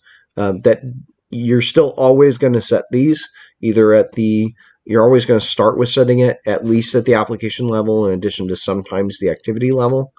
Um, we sometimes might want to have more than one theme occur within a single screen. So you might, for instance, if you're thinking about web design, sometimes we have these different alternating sections where some of the sections are in this certain color scheme and other sections are a different color scheme. So if you're like looking at the video that we watched, remember he had like the contact form in the middle. Was a slightly different background and color scheme than the things before and after it, and the footer also had a different color scheme. So that would be places where we would apply a different theme to that particular part of the UI. Okay, so we can do that. For instance, we could say, hey, maybe I have a different theme that's a variant. So I say theme.movie list is my norm.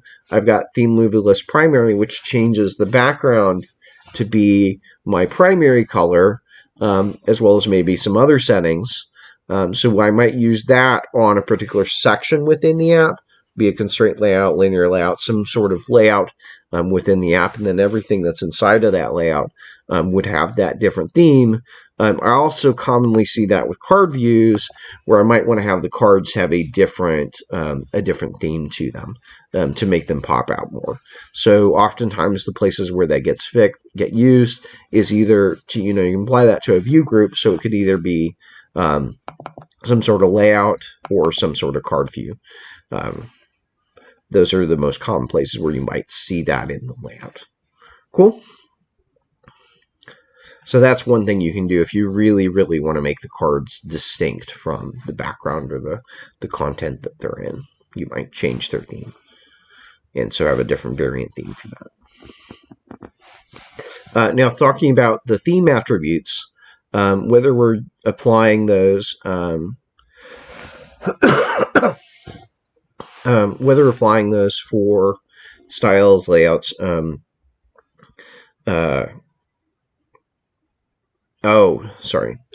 so theme attributes, one thing I want to mention here, this is a slightly newer syntax that we haven't talked about yet, but we actually tend to use much more often than specifically setting colors or other attributes. So rather than what we usually would do, we do @color and then like @color white or @color black or @color error. Oftentimes what we'll want to do now with this theming system is use this @ATR syntax instead. This question mark ATR actually will query the theme and pull out different attributes that we set in that theme.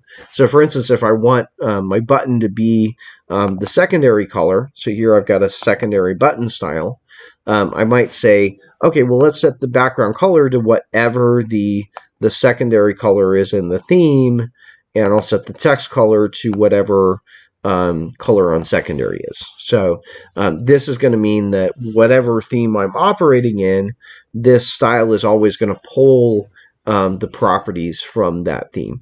Also, we'll use that oftentimes in layouts. So oftentimes, rather than what we traditionally had been doing, which is setting like dimensions directly, font sizes directly, etc., etc., etc., colors, background colors, foreground colors, text colors, I usually want to set them from the theme this way, rather than setting directly to an explicit value. And that way I can change things in the theme, and then it'll just kind of fall down. So in more modern apps, this is usually what we do instead of explicitly setting things to a fixed value than what we've been doing this far. This is one of the reasons why I've focused too much on theming the app or styling it and making it looking pretty at this point, because this is what I usually end up wanting to do in a lot of those places, rather than what I would have done along the way if I'd spent time styling it up until now. Does that make sense, everybody? Yeah. Another thing that's worth mentioning, so I can create styles like this, secondary button, and then go apply that to different buttons that I want to have this specific secondary button style. Sometimes I may want to change the default style of all of the buttons in the app. And so one of the ways that I would do that is in the theme instead, rather than going through and setting everything to be, here's my special button style. I might, in the theme, I can specify the button style property or the material button style property, and we can point that to our own custom style. So I might have, hey, here's my button style. This is going to be, well, I want all of my buttons to look a certain way, at least by default. So that would be a subclass of this type. I would set whatever special shape or font sizes, etc. If I want to say anything that's normal, this is then going to go through and change all of the buttons in the entire app to have that style, rather than me having to go manually and change all of them to have that style. So oftentimes we can change the default styling for different widgets by applying that through the theme. And that can really save us a lot of work, rather than having to go change every single widget in the entire app. If you want to, for instance, change the default color that's applied to those kind of things, or different shapes or things like that. So talking about the hierarchy of how these things work, there is an order in how these different styles and how different attributes are applied. So it's important to kind of pay attention to what overrides what. So first and foremost, in terms of the hierarchy, if I'm working with text views, in text views, remember I can apply styling inline, such as using the B tags or the inline tags. There's a few other tags I can use for styling in the text itself within the text view. Those are going to take top priority. So, for instance, if you say some section of this string should appear italic, well, that takes over from everything else. That's italic there. Next thing from there would be anything I apply programmatically, any styling, whether it be font sizes or font colors, background colors, anything like that, changing icons, all of those things I apply programmatically, that's going to take next precedence. That will override anything I've done with styling. Also, as I mentioned, kind of inline styling, anything I apply directly to a view is going to take the next precedence from there. Effectively changing things programmatically is the same as setting inline styles in general, inline attributes.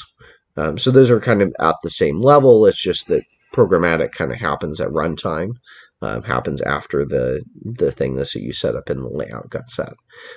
Next thing, if I apply a style to a view using that style tag, that style that I've applied is going to be the next thing that it falls down to. So if I haven't set specifically the text color anywhere up here, well, then the text color would be set by the style that I've applied.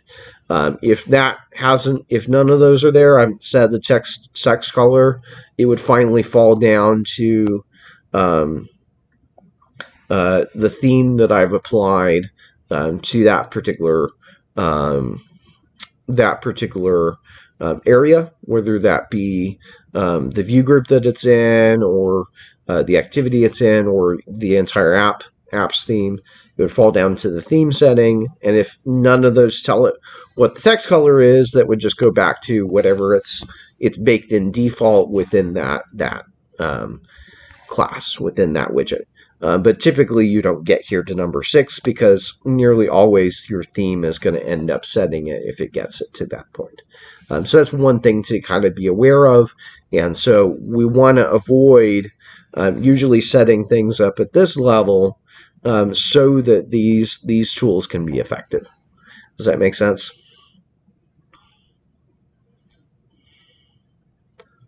So, like, why we can do styling and colors programmatically is usually preferable to try and do them through styles and themes instead.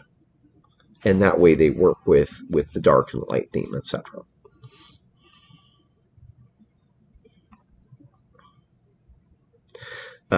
So talking generally about the dark theme versus the light theme, the default in Android, and has been for a long time, the default in Android is that things appear with a light theme.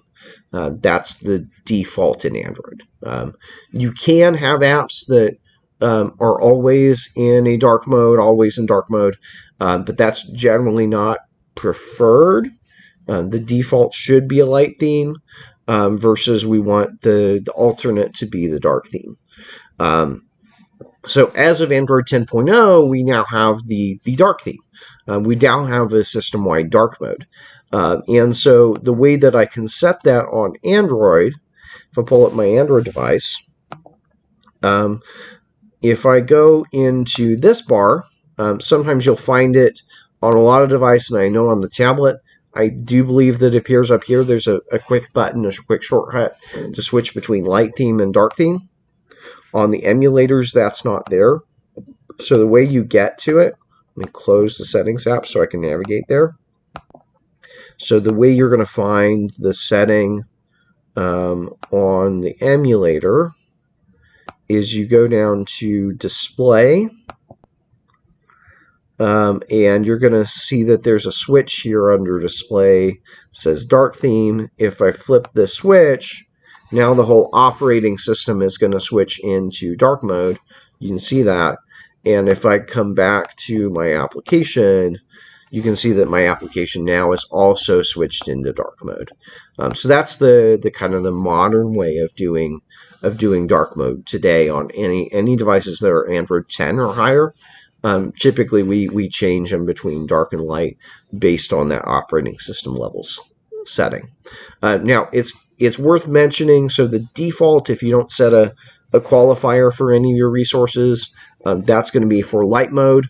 There's two new resource qualifiers in the system called night and not night, which is kind of interesting because I would have expected these to be like light and dark, but they don't have those names. Part of why that is because these two qualifiers, night and not night, historically when they're actually introduced Android, which night and not night were actually introduced earlier than Android 10, they were originally based on the time of day that your device was in. So originally you would have, when those qualifiers were introduced, the idea was say, oh, okay, it's after 6 p.m. All right, we'll switch it into night mode. And then we'll switch it back into maybe not night mode, say at like 6 a.m. or something like that. So you'd have cutoff points. It would chase based on the time of day, which kind of makes sense for something like Google Maps, where if you're driving, you want it to be in night mode because if it's dark outside. And so that was historically the ways these were used. But in Android 10, they finally said, oh, well, we can reuse these qualifiers that have already been in here for a long time, and we'll just use that for the system-wide dark mode. So that's how we do the qualifiers now, is based on this night and not night. We're talking about dark and light. So new Android projects already support this. You saw with my Android project, when I look at this project, just creating it from Android Studio, you already have two themes files. One is marked just the regular, no qualifier. This one has a qualifier of night, which means it's our dark mode. Okay, so those are already baked in. They're already subclasses of theme.materialcomponents.day-night. That's the part that makes them work so that they switched based on what the setting is in the operating system. If you use a different base class, then you don't get that behavior. But that's already baked in. That ties it to the system controlled night mode flags. For other things to mention when you're working with night mode, as far as your layouts and your drawables and different styles go, in general, you want to avoid hard coding different colors and icons that are only meant to use for light mode, because that can cause some issues. So for instance, if I'm hard coding the text color to black or to white in different places in my layout, that's going to be a problem. So there are a few theme attributes that we can use to work around that, to avoid having to avoid explicitly setting things, for instance, to white or black. So one of the settings that we can use is this one, Android ATR text color primary. And this relies on, this is going to be in order to set the text color. In the light theme, this is going to be near black, versus in the dark theme, this will be a close to a white. And then also includes a disabled state. So this is a pretty good one to use if you need to set a text color. Rather than setting it white or black, you might set it to that. With icons, oftentimes we'll use this for buttons, and whether it be buttons with icons, like image buttons, or it be a floating action button, or any other kind of icon, including our icons where you appear on the menu. We're generally going to use this color controller normal, and this will automatically change between white and black based on what's appropriate for where it's at. So, for instance, if I look at some of the some of the icons I've already added, specifically the vector icons, if I look into these vector icons, did everybody see line number 6? You see where it says this? Color control normal. That's how they can change in light and dark mode. I wondered about Yes, and that actually even makes, you'll notice here the preview will show it actually as being dark. Let me go to one of the other ones. Let me go to my logout. So here, for instance, look at my logout icon.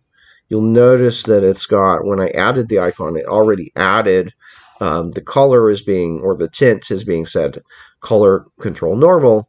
The preview here is showing it as black, but when I'm actually in the application, I do believe that this icon actually shows up as white because it's at the top of the screen. So if I run it, give it a second to run.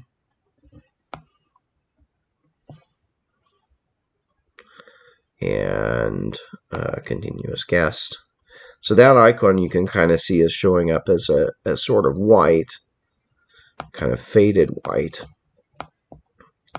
If I switch it to light mode, we're going to see that it's still a white, but it's a slightly different color. And it's actually taking into account what the color of the application bar is. So that's a really important thing, that you want to make sure that any of the vector icons should be going off of this color control normal, or any, oftentimes if you've got text that maybe appears on a button, that would be the norm, is to set it to this. So that's going to dynamically set the color to what it needs to be. That works for any vector icons that you have. Unfortunately, there's no such functionality for raster icons you have. So for instance, if I'm looking at these PNGs that I have, those, I don't have a dynamic way to just change their color. They can't automatically adapt to the color. So sometimes you're going to find yourself with, if these need to work in dark and light mode, sometimes we do actually also need to create night variants of this as well. So right here I have 4 variants of this, and that's good enough for me because it turns out this icon works fine in just both light and dark. But if this was for instance, a very dark icon, I might need to change it and have one icon in light mode and another icon in dark mode, and that would lead me down to having 8 variations here instead of 4. Does that make sense to everybody? Wow, we started with 1 icon, now we have 8. Yeah, because I needed one for different screen densities, but then I also potentially might need one different between light and dark. So for instance, if you've got some of these that are like, if I had an outline variant of this, it might work for the outline to be black in light mode, but it would need to be a white outline in dark mode. So I might need to have 8 variants of this to have that outline version. Does that make sense to everybody? This is one of the reasons why we really want to have vector icons where we can,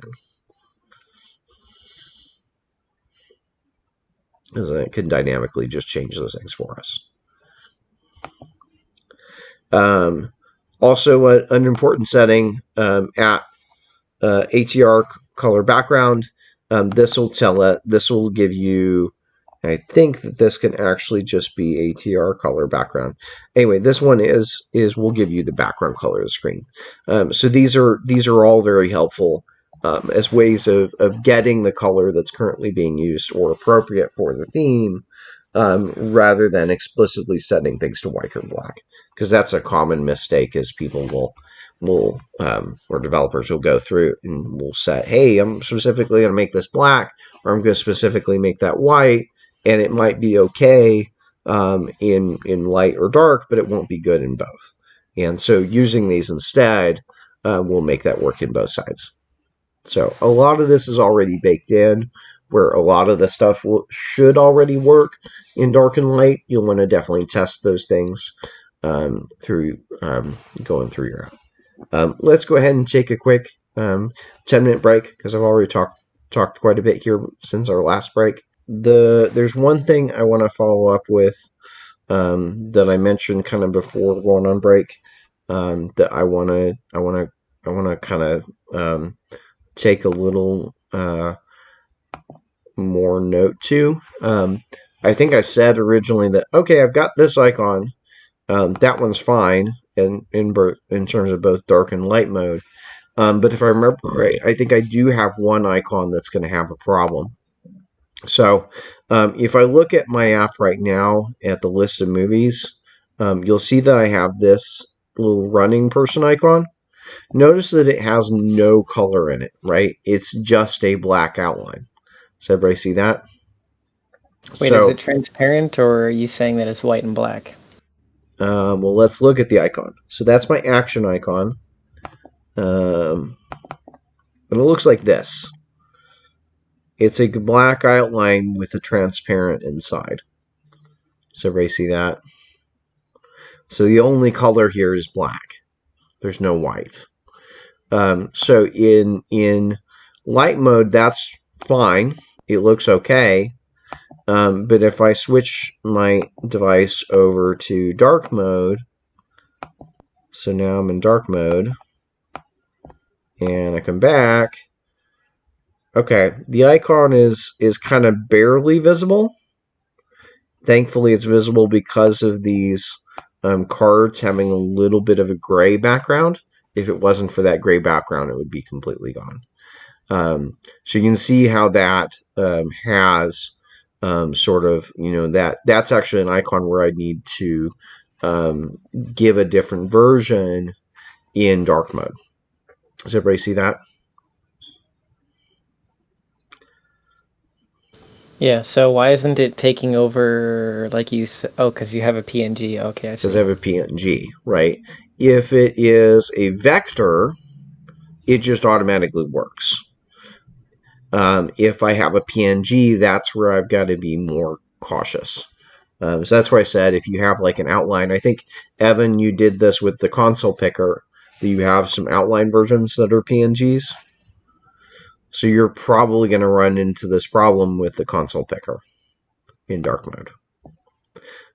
So I do want to show quickly how to run through this, because I'm realizing I think a few people will have this very issue with the console picker. I want to show you how I can fix this problem. So the way I would go about doing this is first of all, I'm going to right click, and I'm going to open up this file, open in Explorer, so I can go find the file on disk. Okay. What I'm going to do is I'm going to open that file in my image editor of choice. And let's see. Usually I would do this with GIMP, GIMP, but I think that maybe I can do it with Paint 3D. If I go over to Effects, let's see if I can change this. I don't think that will work. Nope. That's just changing the background. No, so I can't. I don't think I can. There might be a way to do it in Paint or Paint 3D. But I don't think either of those will work. So I'm gonna go open with, where is that?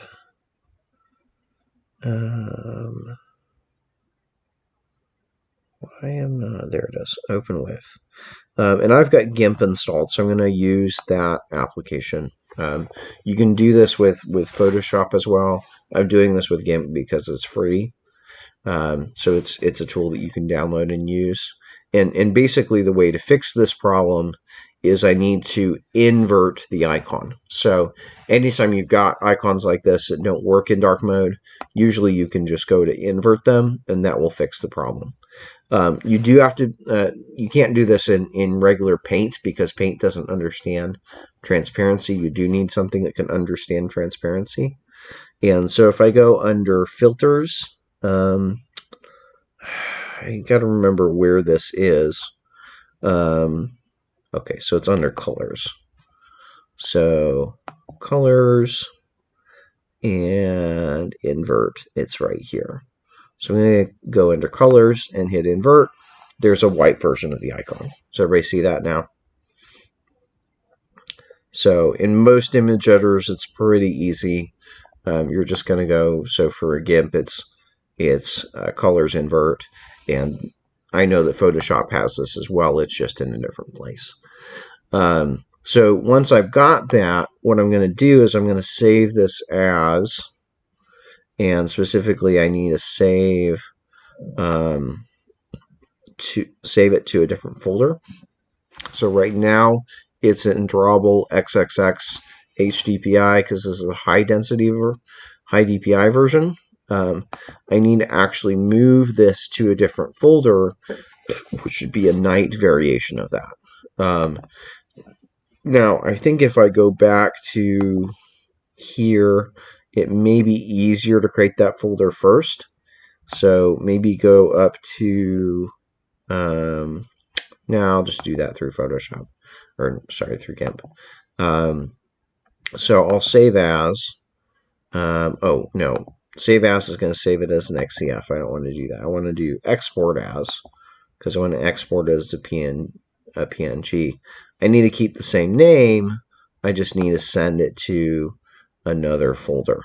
And so I believe that is going to be here. I need to create a folder. And so the name of that folder will be drawable XXX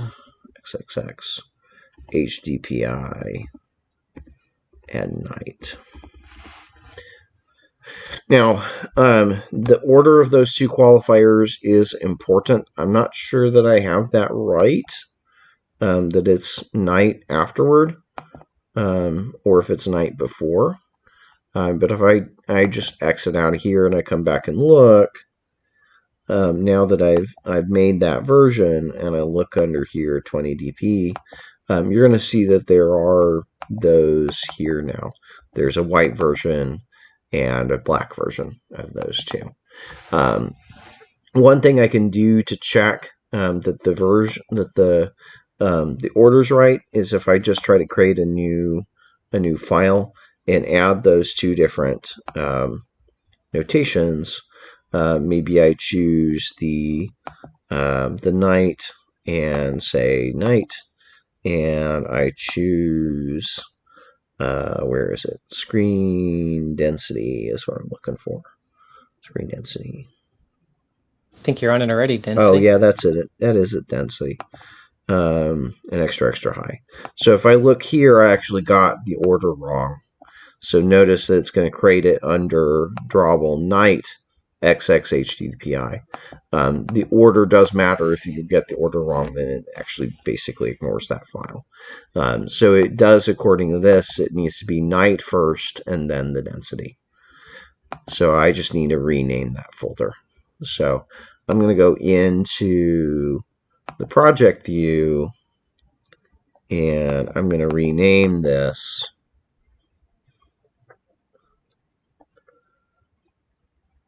Rename that directory to put the night first.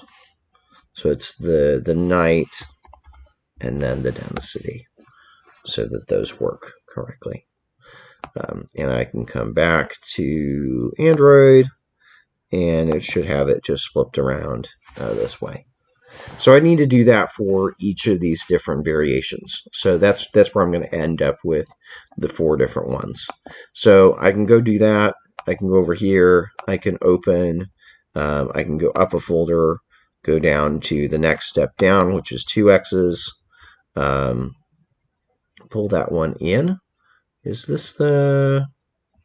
Oh, nope, that's not the right one. So the next step down is 1x. So down to x, this is the 20 dp version, and I need to go again to colors and invert it, and export, and I need to go create that new folder now. So drawable night xhdpi, and then, oh, nope, that didn't save it. Create folder, drawable night xhdpi, click off of it. Okay, created it, so I can export there, export, and then I just need to do that for the other 2 variants. So open the next one, check HDPI, I do have one there, open, again, colors, invert, and I would go file, export as, follow the same process. I need a new folder, drawable night HDPI, enter, export it to that, and let's see what I've got so far in Android Studio.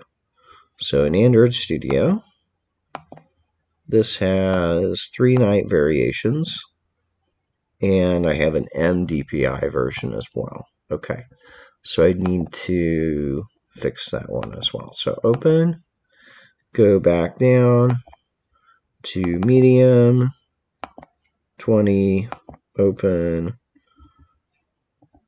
colors, invert, and then export it again to the appropriate folder. So create drawable night MDPI, export, and so now back in Android Studio, this is where we're going to be.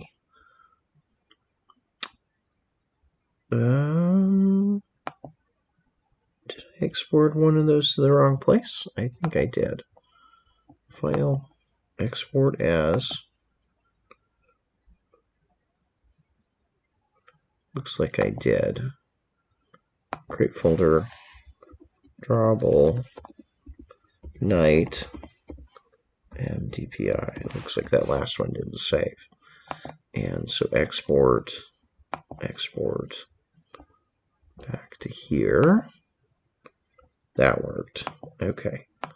So you can see now there's 4 here: HDPI, MDPI, XX, HDPI, extra high DPI. Those 4 are in black, and then these 4 are going to be in the white format. So in dark mode, it's going to use these 4, and in light mode, it's going to use these 4. So if I run the application now and look at it in dark mode, we're going to see that that person has a white outline instead of a black outline. And so that's how I would switch those. I would just go through and invert the image. Does that make sense for everybody? A little bit of manual work to get that working, but you can see the process to it. So basically, when this is all done and over, we could almost have just made our own SVGs and saved ourselves the time. Potentially. That's one of those cases where, yeah, if you start with SVG, then it might be faster if you're fast about making SVGs. But you're always going to have that situation where, sometimes a designer gives you an icon like this that they want you to use, or you've got it through some other avenue that you may need to make their own variations yourself. Um, Unfortunately, it just happens that sometimes you don't have the SVG source file or the vector image to start with. Taking a look back to my notes, I'm going to skim over what remains in here. I'm not going to spend too much time on it. So there's two articles that I kind of mentioned at the beginning of this. These are both written by, I believe it is Chris Barnes and Nick Butchers. There's a set of 3 articles in here. This one gives a really good overview of some of the distinctions between themes and styles and how to use them and some of the pitfalls. I'd really recommend reading through it. It's a really, really good quick read, but it'll help you avoid some meander patterns. But lacking time, I'm going to skip over that for the moment. The second article in that piece talks about some of the common theme attributes that are in there. So that's one I want to talk about a little bit today. So in terms of some of the common attributes that are together, one of the things we want to do with knowing about these theme attributes now is I want to avoid doing what we have up here on the top, which is when I don't want to explicitly be setting foregrounds and backgrounds and things like that. I would prefer to set these to theme attributes. So, for instance, in this case, rather than setting this layout to have this particular foreground and this particular background, which might not make sense all the time, I'd rather want to set this to like, hey, this is selectable item background, color primary surface, right? There are a bunch of color constants that you can set in the theme as well as use further on down in your layouts and your styles and other places. So I do want to talk about some of the, a few of the common things that come up. There's a huge list of this in the article and a huge list that I've added in here. But I do want to talk about just a few of them so you're aware of this list. We've kind of talked about some of these already: color primary, color secondary. The color-ons are also really good as far as using for text colors, icon colors. There's variants for the dark and the dark variants of primary and secondary. We've got color background, which we use for the background of the screen. You've got color surface, color primary surface. It's a special one as well that switches based on light or dark theme. We've also got color error, and then there's some other helpful ones in here that you might want to pay attention to. There's 2 dimensions values that come up sometimes. I don't think you'll need either of those for particularly what you're using, but they do come up in some occasions. There's also some drawables in there that's worth mentioning.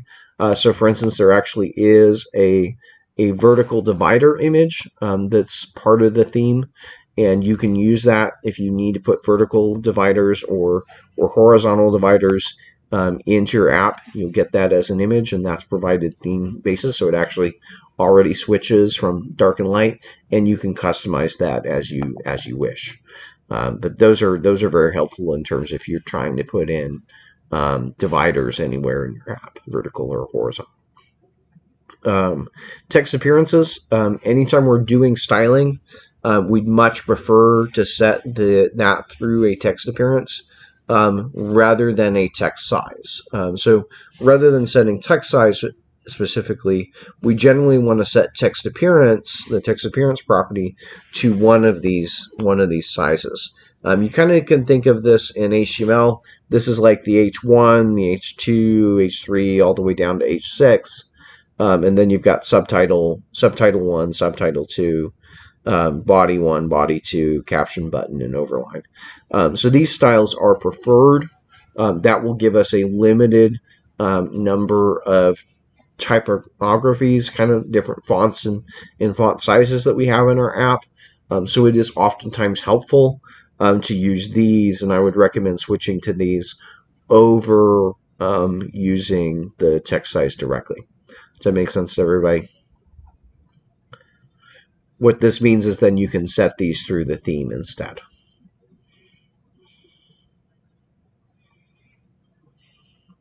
There's also some ways to control the shapes. So there's 3 settings in the shape in the theme that control the shapes of different sized elements. So for instance, shape appearance small component will control the shape of all of your buttons and chips and text fields. The smallest things by default they're rounded with 4 dp corners. You can also set this for medium components, which would be like cards and dialogues, date pictures, etc., which default to having rounded 4 dB corners. And then for things that you have that are larger, we don't have this in our app in particular, but they call them sheets, which basically Ocu. Although I guess we do have one. We do have the share sheet, which pops up when you hit the share button. That would control the size of this. So there's those sizes, those shape. You can mess with those styles.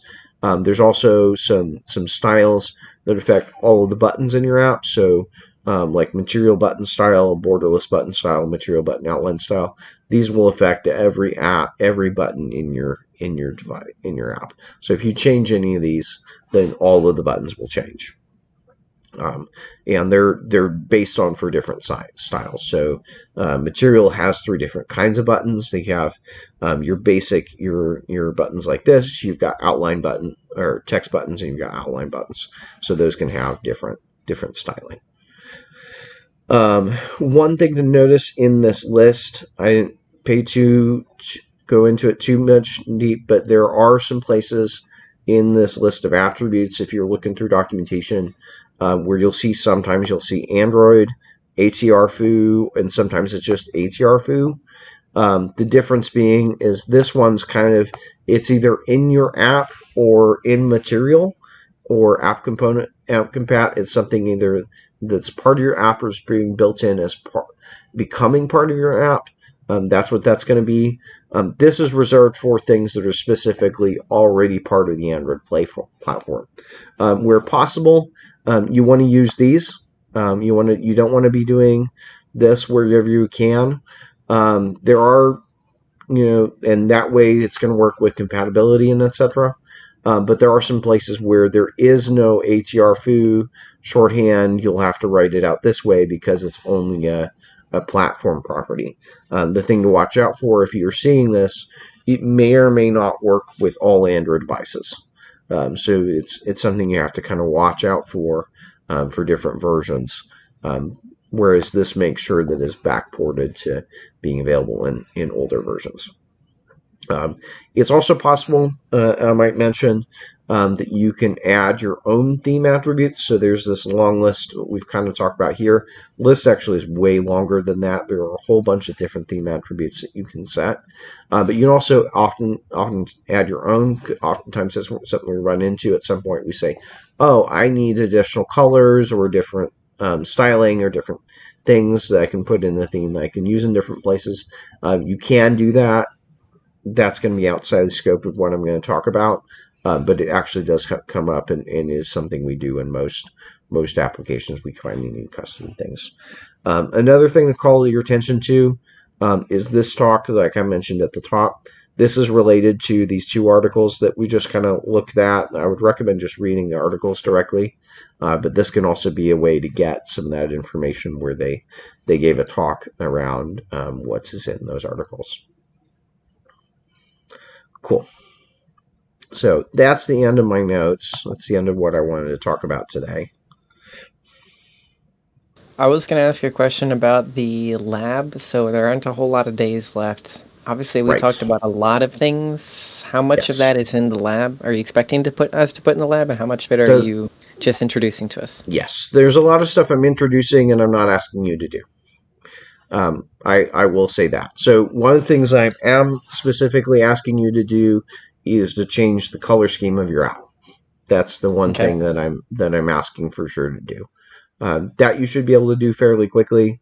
You've got some very specific instructions in the lab about how to do that, how to pick your color, how to put that in, as well as picking shades, etc. how you need to update colors XML, and then going into iteration 2 is how to update the theme. So we've talked about all of the stuff that you need to do there. You can also review if I go over to Android Studio, in the uh, in the movie list app, I've also already added. I've updated the color palette here, as well as updated the theme, so you can see an example code of what that should look like when it's done. So you've got an example to work off too. So that you should be able to get through that pretty quickly, changing the color palette. From here, iteration 3, I've basically kind of given you a lot of the code to fill in, and I'm really just asking you to play around with it. A lot of this is just it's a playground. I'm giving you specific instructions about what to do. You're really just, I want to see you using the tools and trying to kind of make it your own. But I haven't put a lot of tight requirements on what I want you to do. And as I mentioned, iteration 4 is completely extra credit. So, the main thing I'm expecting you to do is to change the theme, is to change the color scheme, is the main thing I'm asking you to do. And that does require a little bit of changing styles and themes along the way to make it work. And it definitely means you're going to need to test it in both dark and light mode and fix any issues that you run into. Does that make sense? Yep. So, yeah, this is a pretty deep topic. This is something where you could probably spend a month on it if you wanted to, but I'm not asking you to go that deep. So, I'm mainly just asking you to change the color scheme. But I wanted to give you the context of how all that works and some of the tools that you'll need to fix some of the errors that you'll run into. Cool.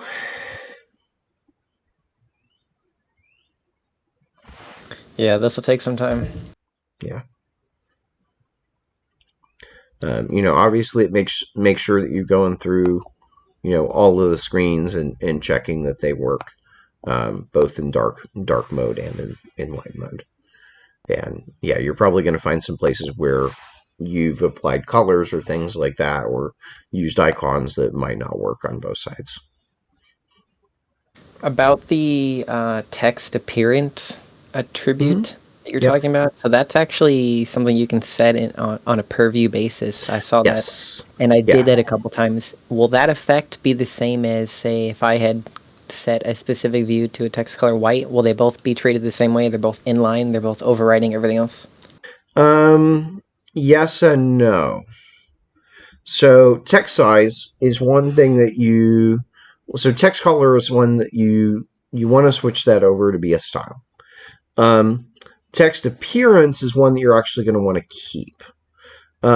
Text appearance and styles have an interesting interplay in the fact that normally any given view can only have one style applied, but actually in terms of text views, anything that are derived from text view can actually have both a text appearance and a style. Okay. And the text appearance is actually applied on top of the style. So let me go through that real quick with these two here that I've got the movie title and the movie description on the detail screen, and I'll just show you what that means.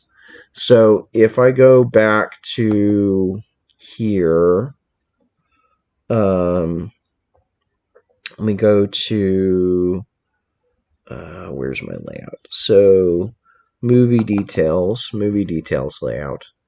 And I look at, where's the title? There. Okay, so here's my title text and here's my description text. And you'll see that I have explicitly set it as the title is 24 SP in bold, and the title and the text size here is 16 SP. So everybody see that? So what I want to change this to is Android text appearance. And what I'd want to set this to is something like question mark ATTR, and I want to use one of the built-in text appearances.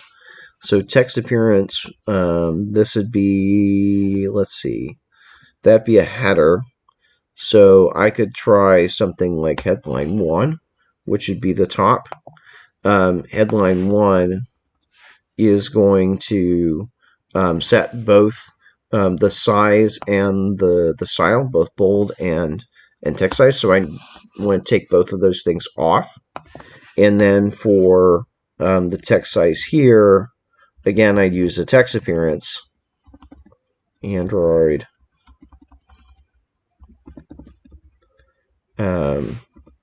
text appearance. Oh. And this would be question mark ATTR question text appearance, maybe body 1. And so I'd select those two different styles, those two different text appearances over setting specific font sizes or font styles. And if I go run the application now, I can kind of look at what that's going to look like.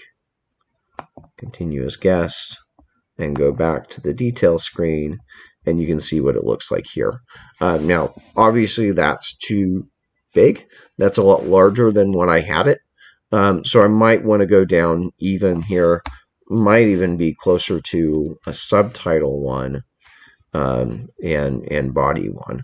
And I think if I look at here in the preview, I think it'll show me in the preview what it's going to look like instead of having to go all the way in and run the app.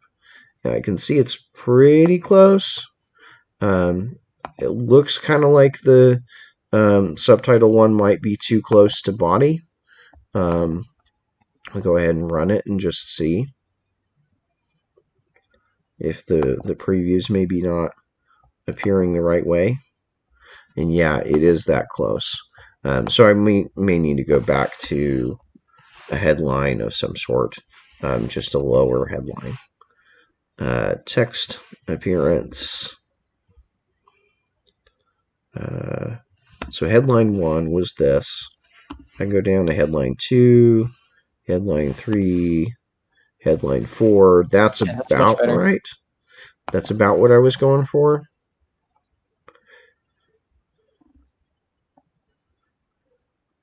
And so that's really all I would change for those, is to change the text appearance to be, one of those settings from the theme instead of explicitly setting it. That's all. That makes sense? Yeah. Now, that's something, doing these text appearances is something that I've marked as extra credit. So those are bonus points either way, is if you want to go through and do that. I found out just from testing that text appearance actually forces some of the text to be explicitly black, because you notice by default they're that off black. And when I wanted it to be black, and I was like, well, if I set it to black, then it'll always be black. So, and then I noticed there were these text appearance attributes. I was like, oh, I'll try these out. Right. And I noticed they did change the font size, but they also, some of them do set it to be specifically white and black rather than those off colors. Right. So if I try this right now on, let me try this as it stands with the headline styles.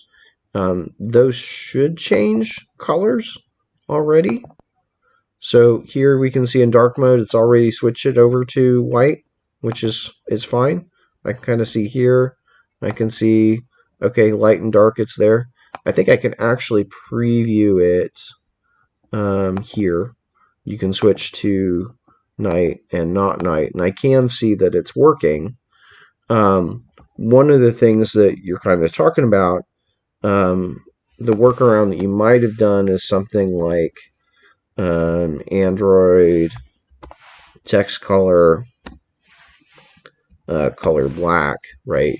If I do this, then that's going to force that text to always be black. So that works fine in light mode, but then disappears in dark mode. Yeah, yeah. You see that? So the way to work around that is kind of what we already talked about. Is here I would do ATR instead of specifically setting white or dark. I would say ATR color on background. And that, because it's on the background, is going to switch. And so it's black here and white here. Okay, that's interesting. So you can change that fix that pretty easily just by setting it to a theme attribute instead of setting it explicitly to a certain color. Make sense?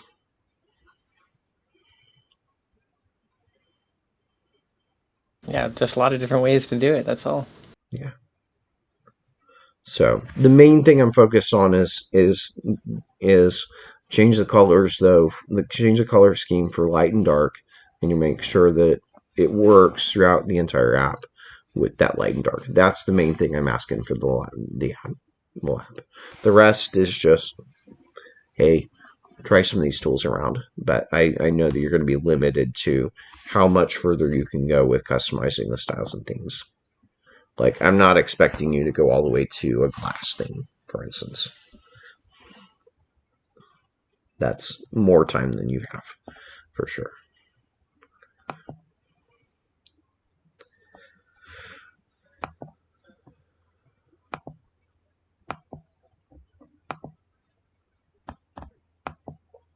Any other questions?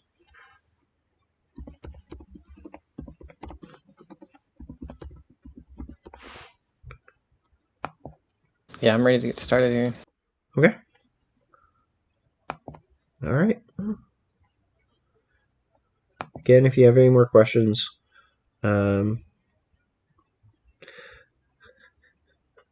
if you've got any more questions, then message me or post something in Discord, and we'll obviously hopefully have a chance to be in person and have some lab time tomorrow.